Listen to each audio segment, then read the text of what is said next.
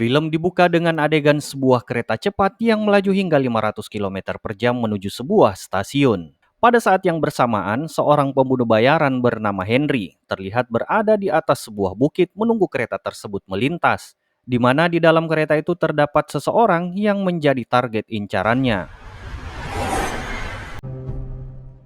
Berdasarkan informasi dari rekannya yang terus memantau pergerakan target di dalam kereta, Henry mulai bersiap mengambil posisi. Ia kemudian mengeluarkan senapan sniper dan membidik ke arah jalur kereta yang sebentar lagi akan dilewati.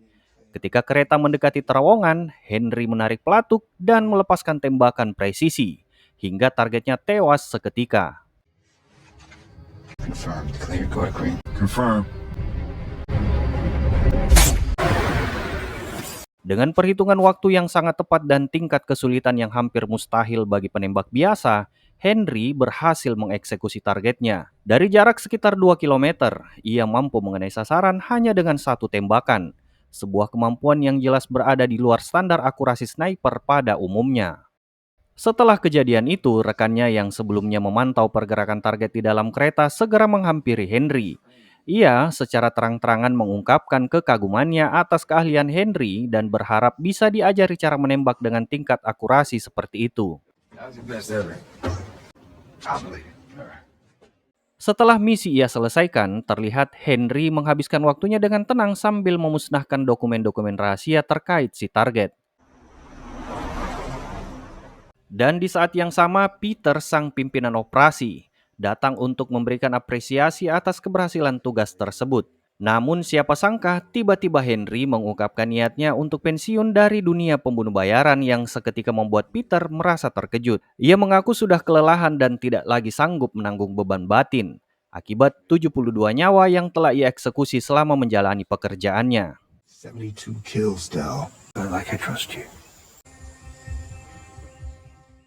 Beberapa hari setelah kejadian itu, Henry mengunjungi sebuah dermaga untuk menyewa perahu. Ketika ia ingin membayar sewa kapal, ia pun mencoba berkenalan dengan seorang si kasir baru yang bernama Denny. Pesona dan kecantikan Denny sontak membuat Henry terpikat dan sejenak melupakan beban yang selama ini menghantuinya. Setelah menyelesaikan pembayaran, Henry pun berlayar ke tengah laut. Tanpa disangka, di sana ia sudah ditunggu oleh Jack, sahabat lamanya. Pertemuan itu sengaja ia lakukan di tengah lautan dan jauh dari daratan, agar pembicaraan mereka tidak terdeteksi oleh DAI tempat mereka dulu bekerja. Jack pun secara terbuka mengaku kalau ia telah dijebak oleh atasannya saat menjalankan misi pembunuhan malam sebelumnya. Afraid you're in trouble. Ia menjelaskan bahwa data para target kerap dimanipulasi. Orang-orang yang sebenarnya tidak bersalah diubah informasinya seolah-olah mereka adalah teroris berbahaya. Karena itulah Jack memperingatkan Henry agar selalu waspada terhadap orang-orang di kesatuan organisasinya. Ia khawatir Henry akan mengalami nasib yang serupa, terlebih setelah memutuskan mundur sebagai pembunuh bayaran. Menurut Jack, demi menghapus jejak seluruh misi yang pernah dijalankan Henry, para petinggi sangat mungkin menjadikannya target berikutnya. Things I didn't do in my DIA years. You think you didn't do that in your DIA years? Begitu Henry akan pergi, Jack sempat menyampaikan pesan terakhir kepadanya. Ia mengingatkan bahwa bila suatu hari Henry menjadi target perburuan, ada satu orang yang harus ia temui, yaitu seorang agen Intel bernama Yuri. Ia adalah pemegang bukti penting tentang sisi gelap organisasi tersebut.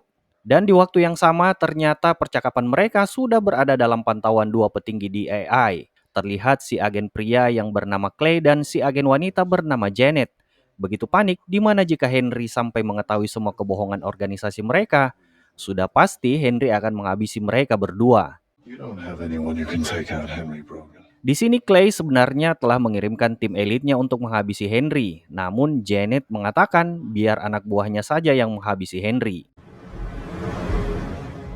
Dalam perjalanan kembali, Henry sempat menghentikan perahunya di tengah laut setelah menyadari bahwa sebuah drone pengintai milik DAI masih terus membuntutinya. Di saat yang sama, ia juga menemukan perangkat pelacak yang terpasang di perahunya. Makanya begitu tiba di dermaga, Henry langsung meluapkan kecurigaannya kepada Denny dan menuduhnya kalau ia adalah antek-antek DAI yang menyamar.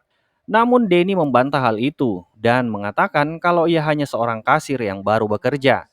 Dan saat ini kebetulan saja dirinya sedang menggantikan temannya yang tidak masuk bekerja. Alhasil karena tuduhannya itu Henry meminta maaf, dan sebagai permintaan maafnya ia ingin mengajak Denny untuk makan malam dengannya.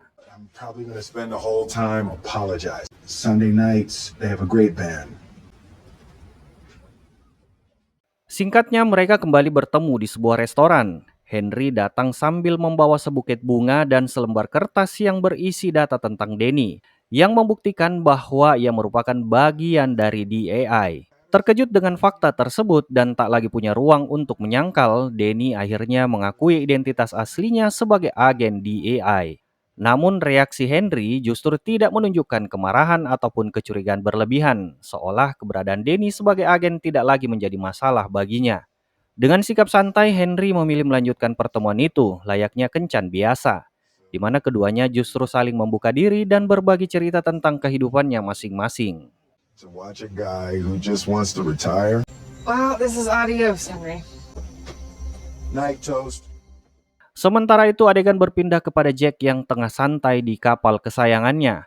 Namun tanpa ia sadari, tiba-tiba pasukan DAI muncul dan langsung melancarkan serangan, hingga Jack tewas dan tubuhnya dibuang ke laut. Pada waktu yang hampir bersamaan, Henry tiba-tiba terbangun dari tidurnya karena mendengar ponselnya berbunyi, sambil memberikan peringatan jika seseorang telah memasuki tempat tinggalnya. Dengan panik, Henry segera menghubungi rekannya, yaitu Jack dan Marino. Akan tetapi, Jack ternyata sudah lebih dulu dibunuh di kapalnya, lalu menyusul Marino yang juga dieksekusi di tempat. Do not go home. Do not go to your girl's house. Now. Come on, everybody. Marino. Alhasil karena tidak punya pilihan lain, Henry pun langsung melakukan perlawanan hingga ia menewaskan 4 orang pasukan yang mencoba mengincarnya.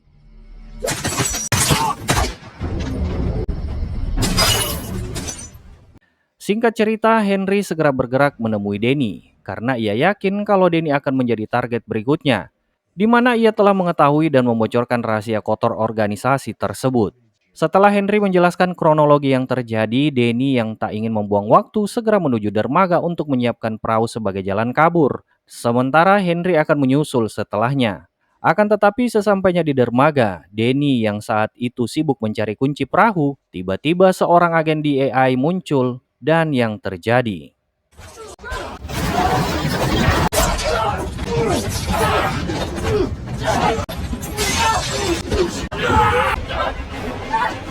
Who sent you?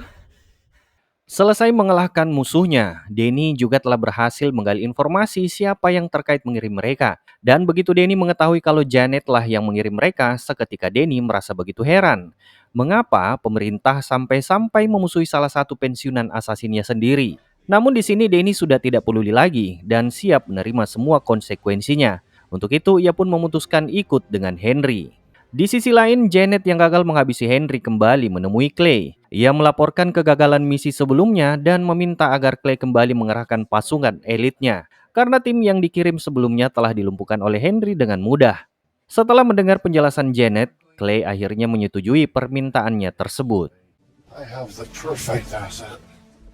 Kembali pada Denny dan Henry yang terlihat sedang beristirahat di tepi pantai setelah berhasil lolos dari kejaran musuh. Di sana mereka membicarakan bagaimana mungkin seorang agen terbaik justru diburu oleh pemerintahnya sendiri. Di tengah percakapan itu terlihat dari kejauhan sebuah pesawat yang tidak lain ia adalah Baron, yang juga sahabat lama Henry. Diketahui kalau Baron merupakan seorang anggota DAI yang juga telah pensiun dan kini tinggal di negara yang berbeda. Setelahnya Baron segera membawa mereka ke tempat aman untuk menghindar dari kejaran pasukan musuh. Namun di tengah perjalanan, Henry sempat menghubungi mantan atasannya yang bernama Peter yang saat itu berada di sekolah anaknya. Henry bertanya tentang alasan para petinggi ingin membunuhnya. Namun Peter mengatakan kalau ia sama sekali tidak terlibat dalam hal itu meskipun sebenarnya Peter tahu kalau Henry memang sengaja dijadikan tumbal dari sebuah proyek rahasia bernama Gemini. Dan di tengah perbincangan itulah terungkap fakta yang sebenarnya, alasan mengapa Henry diincar pemerintah.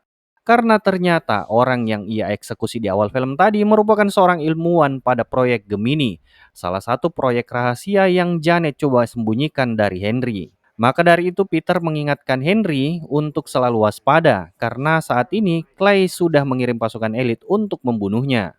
military, he started Gemini, tried to hire us. Begitu mereka tiba di kediaman Baron, Henry menceritakan sedikit tentang masa lalunya sewaktu Clay melatihnya menjadi seorang asasin. Dengan tangan terikat, Clay melempar Henry ke tengah lautan meskipun ia tahu kalau Henry punya rasa trauma pada air akibat hampir tewas tenggelam saat ia masih kecil. Singkat cerita, mereka pun beristirahat sejenak hingga di keesokan paginya tanpa mereka sadari ternyata ada seseorang di luar rumah yang diam-diam mengamati gerak-gerik mereka.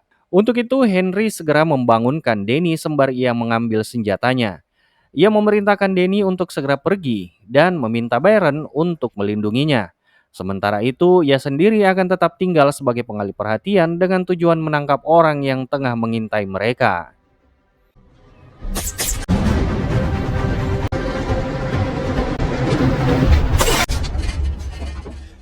Begitu Danny dan Baron pergi, kini giliran Henry melakukan aksinya dengan tenang.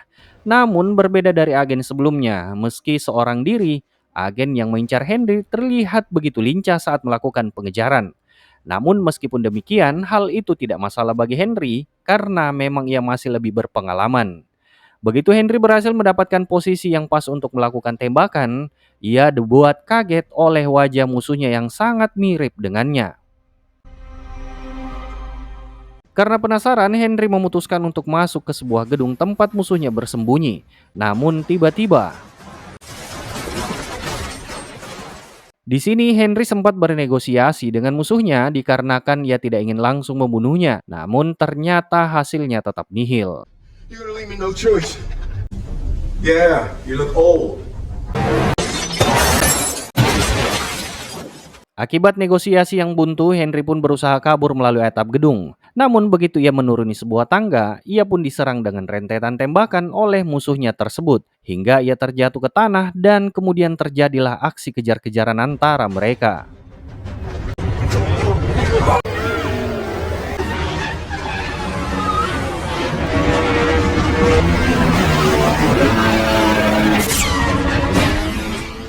Setelah beberapa kali menembaki Henry, namun tak satu pun mengenai sasaran. Musuhnya akhirnya kehabisan peluru. Memaksa mereka harus terlibat pertarungan jarak dekat yang menguji kemampuan masing-masing. Dalam duel tersebut, Henry pun terjatuh akibat terus didesak dan kalah gesit. Tak ingin menyia-nyiakan kesempatan itu, si musuh berusaha menghabisi Henry dengan sepeda motornya.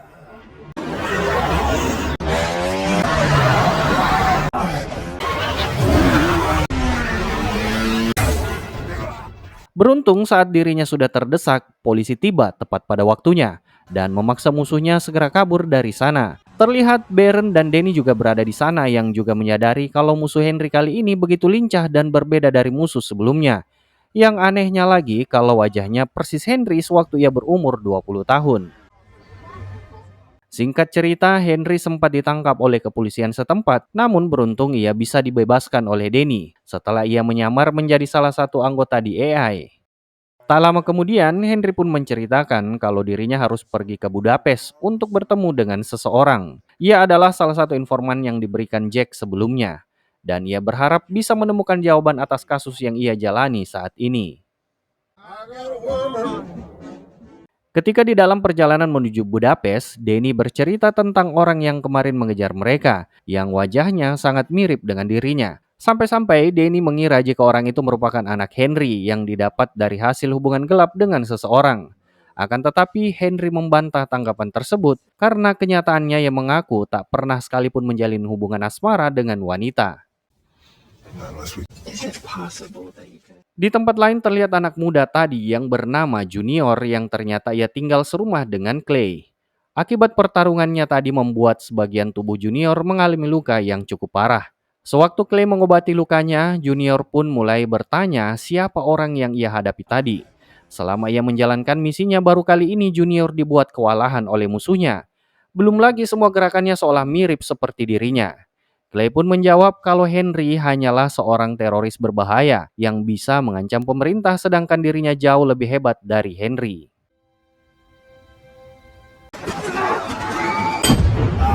Stand the rules of engagement or Henry's just landed there. Sesampainya di Budapest, Denny langsung menuju sebuah fasilitas riset untuk menyelidiki asal-usul Junior. Sampel yang ia dapatkan dari topi Junior sewaktu duel dengan Henry sebelumnya berupa sisa rambut Junior yang kemudian ia bawa ke lab untuk dilakukan tes DNA. Begitu hasil analisis keluar, Denny pun begitu terkejut dan segera mengatakan kepada Henry kalau Junior bukanlah orang biasa, melainkan salinan biologis yang dibuat dari materi genetiknya sendiri alias identikal. Fakta inilah yang menjelaskan mengapa kemampuan tempur Junior sebanding dengan Henry.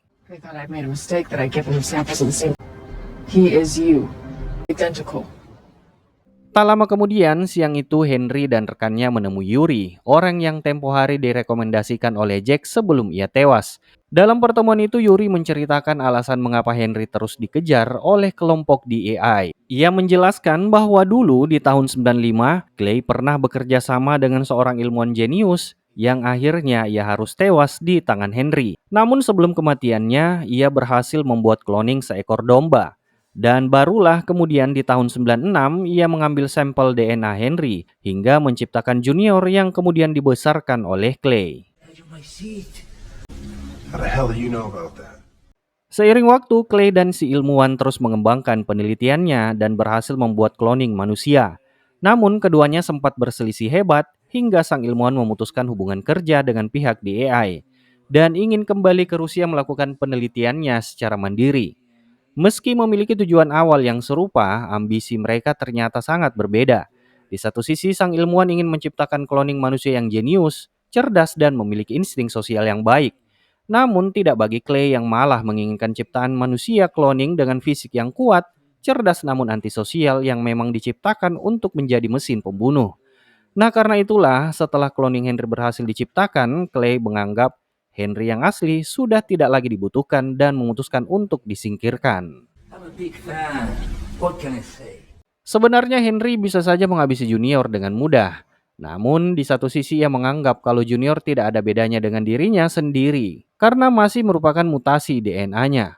Jadi jalan satu-satunya adalah dengan melakukan negosiasi dengan Junior sembari membujuknya agar ia bisa sadar kalau selama ini ia dimanfaatkan. Untuk itu Henry memiliki ide dengan mengirimkan seorang kurir dan menyampaikan pesan kepada Janet yang siang itu lagi bersantai di kedai kopi. Segera si kurir membacakan pesannya kepada Janet. Mulai dari kebiasaannya sehari-hari secara akurat, bahkan Henry tahu kalau ia sedang minum kopi apa saat ini. Jose Cuervo margarita. Setelah itu Janet menerima telepon dari Henry, di mana dia mengancam jika Janet terus mengejarnya, maka tidak segan ia akan mati di tangan sniper yang saat ini telah mengunci posisinya. Di sini Henry mengajukan dua permintaannya kepada Janet, yaitu ia ingin kalau Denny bisa diterima bekerja kembali di DEI dan tidak menjadikannya target buruannya. Kedua, Henry meminta agar ia diberikan waktu bisa bertemu dengan Junior di sebuah lokasi yang sudah ia tentukan. Vita Hunyad Castle at midnight tonight. Latte. Malam harinya rencana yang telah mereka buat segera ia laksanakan, di mana Henry sengaja mengirim Denny untuk bertemu dengan Junior, guna mengajaknya berdiskusi santai. Terlihat Denny yang datang ke sana sama sekali tidak membawa senjata. Namun Junior yang masih begitu muda menganggap Denny adalah musuh dari ayahnya. Maka dari itu Junior langsung membawa Denny ke ruang bawah tanah untuk digeledah dan lanjut memasang beberapa jebakan mengantisipasi jika Henry bisa saja datang tiba-tiba.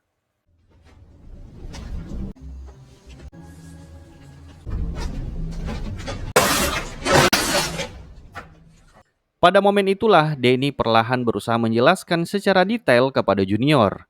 Ia menegaskan bahwa Henry bukan sosok jahat seperti yang selama ia tuduhkan, melainkan korban dari rencana gelap kelompok DEI. Denny pun mengungkap keberadaan proyek rahasia bernama Agen Gemini, sebuah program cloning yang diciptakan untuk menghasilkan manusia super dari DNA individu-individu terpilih yang memiliki kecerdasan serta kemampuan luar biasa. Namun karena masih polos dan sudah muak mendengar penjelasan Denny, Junior langsung membungkam mulutnya. What I'm saying, it doesn't.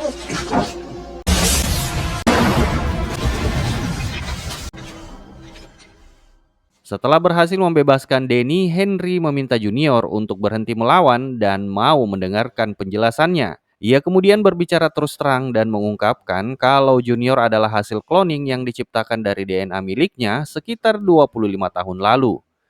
Shit. Kid, I hunting birds, rabbit. Untuk meyakinkan Junior, Henry pun memaparkan satu persatu kesamaan yang ada di antara mereka, mulai dari insting hingga kemampuan bertarung. I don't give a shit how you know anything. 25 years ago, your father took my blood. Bukannya paham akan penjelasan Henry, Junior bahkan sedikit pun tidak mempercayai fakta itu, hingga yang terjadi.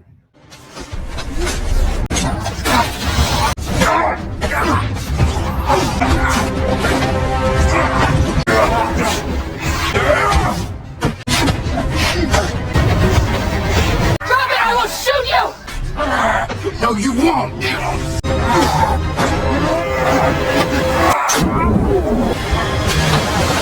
Right now! Let him go! Akibat pertarungannya dengan Junior, Henry sempat terluka cukup parah. Namun beruntung Denny segera menyelamatkannya dan dengan terpaksa mereka kembali terbang ke Amerika, tepatnya di Georgia. Setibanya di rumah, Junior yang masih bingung dengan dirinya setelah mendengar penjelasan Henry lalu menemui Clay untuk berbicara secara pribadi dan meminta Clay bisa jujur tentang asal-usulnya. Clay yang terdesak pun akhirnya buka suara dan mengatakan jika Junior memang diciptakan melalui proses cloning hasil DNA dari Henry. Di mana setelah Junior mendengarnya sendiri, ia pun tak habis pikir karena selama ini ia hidup dalam kebohongan akut. Namun Clay sendiri terlihat acuh karena memang sejak awal Junior diciptakan hanya untuk dijadikan mesin pembunuh dan bukan sebagai anaknya. You are precious. You have something that Henry himself never had. Pain, and I did. Karena terlanjur kecewa, Junior pun memilih pergi meninggalkan rumah saat itu juga. Kita beralih ke Henry dan rombongannya yang baru tiba di Georgia. Mereka memasuki sebuah peternakan dengan rencana memanfaatkan kendaraan yang ada di sana. Tanpa disadari, Junior sudah lebih dulu menunggunya dan tiba-tiba menyerang Henry dengan racun lebah. Serangan itu membuat Henry langsung kesulitan bernafas karena alergi yang ia miliki. Namun ternyata tindakan Junior bukan untuk mencelakainya, melainkan untuk membuktikan bahwa kondisi tubuh mereka sama. Setelah keyakinannya terpenuhi bahwa dirinya benar-benar hasil cloning, Junior segera memberikan penawar agar Henry bisa bernafas kembali. They're tracking you. Setelah itu, Baron mempertanyakan kenapa Junior selalu mengetahui lokasi mereka berada. Ternyata 3 tahun lalu sewaktu Henry dioperasi oleh Clay sempat memasang sebuah chip pelacak di tubuhnya. Untuk itu, Junior mencabut chip pelacak tersebut dan memutuskan bergabung dengan mereka. Dari sana mereka berempat menaiki sebuah mobil menuju lokasi Clay berada. Junior pun mulai menanyakan semua pertanyaan kepada Henry, mulai dari siapa dirinya sebenarnya, di mana kampungnya, dan untuk apa ia diciptakan. Setidaknya banyak kesamaan di antara mereka berdua. Mendengar penjelasan Henry setidaknya membuat perasaan Junior jauh lebih lega dari sebelumnya. Sure. Singkat cerita, begitu mereka tiba di tengah kota, tiba-tiba Junior pun mendapatkan panggilan dari Clay dan memintanya untuk segera keluar dari mobil. Karena di depan mereka saat ini, tim Gemini sudah bersiap menembakinya dengan RPG. Get out of the car! Go! Meskipun mereka berhasil selamat dari tembakan rudal, namun tidak bagi Baron yang harus tewas di sana. Karena tidak memiliki banyak waktu, Henry dan Junior langsung berpencar untuk membagi tugas, di mana Henry akan bertarung melawan pasukan Gemini, sementara Junior akan pergi menemui Clay untuk membuat perhitungan, karena apa yang ia perbuat selama ini adalah sebuah bencana. Hingga tak lama kemudian, pasukan Gemini melakukan gempuran tembakan brutal dengan senapan mesin, di mana Henry dan Denny digempur habis-habisan, namun beruntung mereka masih bisa selamat, hingga melakukan perlawanan balik menghabisi pasukan Gemini satu persatu.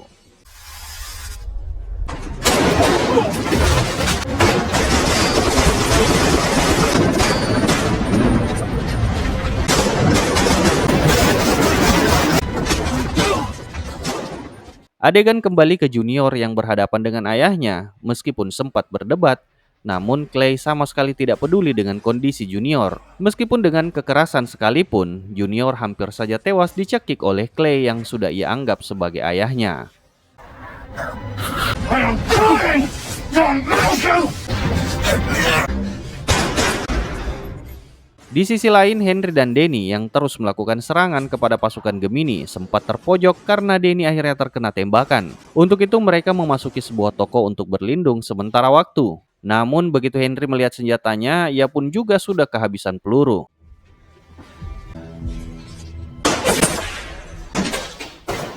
Beruntung di saat terdesak itu, tiba-tiba Junior datang tepat waktu menyelamatkan mereka berdua. Sorry I ran. We're still alive. Meskipun hampir seluruh pasukan Gemini Henry tumbangkan, namun ternyata ada satu lagi pasukan Gemini yang Clay rahasiakan. Pasukan itu bisa dikatakan hasil kloningan yang tidak memiliki perasaan dan mengerti rasa sakit sama sekali.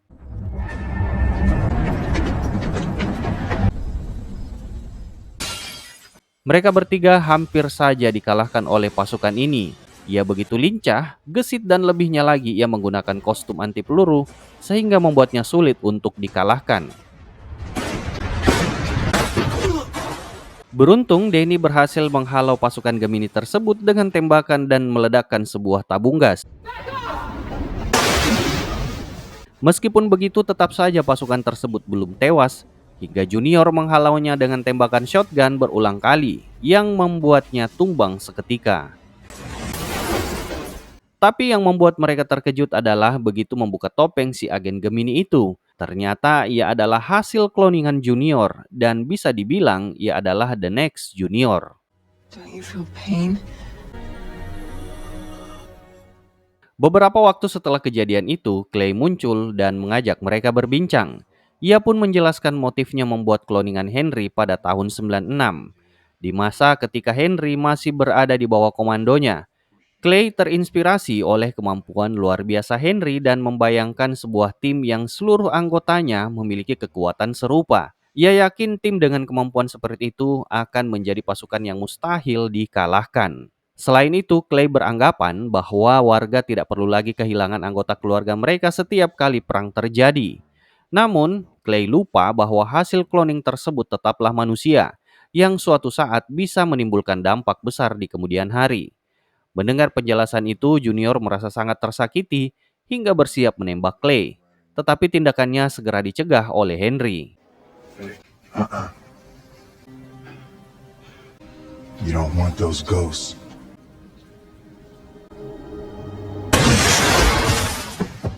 Tak lama setelah itu, Henry menemui Peter di sebuah bar untuk memastikan bahwa dirinya dan Junior sudah tidak lagi diburu oleh pemerintah. Berdasarkan informasi yang ia dapatkan, proyek Gemini telah sepenuhnya dihentikan. Selain itu, dipastikan pula bahwa dari seluruh kloningan Henry yang pernah dibuat, kini hanya Junior seorang yang masih tersisa. Happy retirement. Pada akhirnya, Henry tampak berada di sebuah kampus bersamaan dengan Danny datang menghampirinya. Henry pun mengucapkan selamat atas kenaikan pangkat sebagai penghargaan atas keberhasilan meredam kekacauan yang sempat terjadi. Just gotta figure out how. Speaking of mirrors, Di sisi lain, Junior juga telah meninggalkan dunia pembunuh bayaran. Atas saran Henry, ia memilih memulai hidup baru, bahkan mengadopsi identitas baru dengan nama Jackson, yang terinspirasi dari nama mendiang ibu Henry. Di satu sisi, Henry merasa bangga bisa bersama kloningannya Junior. Setidaknya itu adalah gambaran yang semestinya Henry lakukan di masa lalu, yaitu menjadi anak yang terpelajar. If you're okay, be okay. Dan dengan begitu, film pun selesai. Terima kasih sudah menonton, semoga kalian terhibur. Sampai jumpa di alur film seru lainnya, and bye-bye.